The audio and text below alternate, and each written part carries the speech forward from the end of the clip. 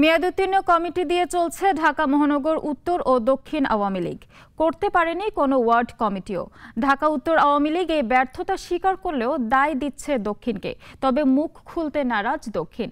ঢাকা বিভাগীয় সাংগঠনিক সম্পাদক জানান, আগামী ৩ মাসের মধ্যে দেয়া হবে ২ মহানগরের সম্মেলন। আব্দুল্লাহ শাফির প্রতিবেদন। সবশেষ ২০১৯ সালের নভেম্বরে ঢাকা মহানগর উত্তর ও দক্ষিণ আওয়ামী লীগের সম্মেলন হয়েছিল। ২২ সালের নভেম্বরে কমিটির মেয়াদ শেষ হয়। এরপর পেরিয়ে গেল প্রায় ২ বছর। শুধু তাই নয়, এই ৪.৫ বছরে একটি ওয়ার্ড কমিটিও গঠন করতে পারেনি ২ মহানগর। এই নিয়ে নেতাকর্মীদের মাঝে ক্ষোভ আছে, কিন্তু নানা সমীকরণে ক্যামেরার সামনে কথা বলতে নারাজ। নতুন কমিটির জন্য দক্ষিণে presidium member doctor Abdur Razzak ও কর্নেল ফারুক খানকে উত্তরের দায়িত্ব দিয়েছিলেন দলের সভাপতি। মহানগর উত্তর সভাপতি জানান, ওয়ার্ড কমিটি করা হয়েছে, কিন্তু জমা দেওয়া হয়নি। কারণটা ছিল দক্ষিণের কমিটি দিতে না পারার ব্যর্থতা। ওয়ার্ড থানা আমরা অনেক আগেই করছি, ৮ মাস আগেই করছি, কিন্তু দক্ষিণের সাথে একসাথে দেওয়ার একটা ছিল, কেন্দ্র এরকমই চাইছিল উত্তর দক্ষিণ একসাথে দেখ, বলে আর ব্যাটে মিল হয় নাই।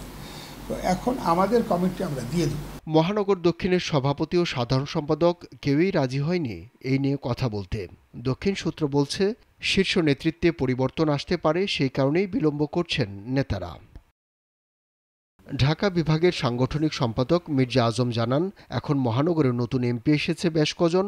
নয়া পরিস্থিতি, শিগগিরই ঢেলে সাজানো হবে মহানগর। খুব শীঘ্রই আমরা এই ওয়ার্ড এবং থানা কমিটিগুলো আমরা দিয়ে দেব, এবং এই ওয়ার্ড থানা কমিটি দেওয়ার শেষ হইলেই আমরা মহানগরের উত্তর এবং দক্ষিণের সম্মেলন করব। আমরা আশা করি ২-৩ মাসের মধ্যেই। এই আওয়ামী লীগ নেতা জানান, আগে দলের সভাপতি শেখ হাসিনা মহানগরের ওয়ার্ড পর্যায়ের নেতাদেরও চিনতেন এবং তার সম্মতি নিয়েই কমিটি ঘোষণা হতো। কিন্তু এবার সেই দায়িত্ব মহানগর নেয়াই এই জটিলতা তৈরি হয়েছে। আব্দুল্লাহ শাফি, নাগরিক, ঢাকা। একমাত্র ওয়ালটন এসি দিচ্ছে ১ বছরের রিপ্লেসমেন্ট গ্যারান্টি।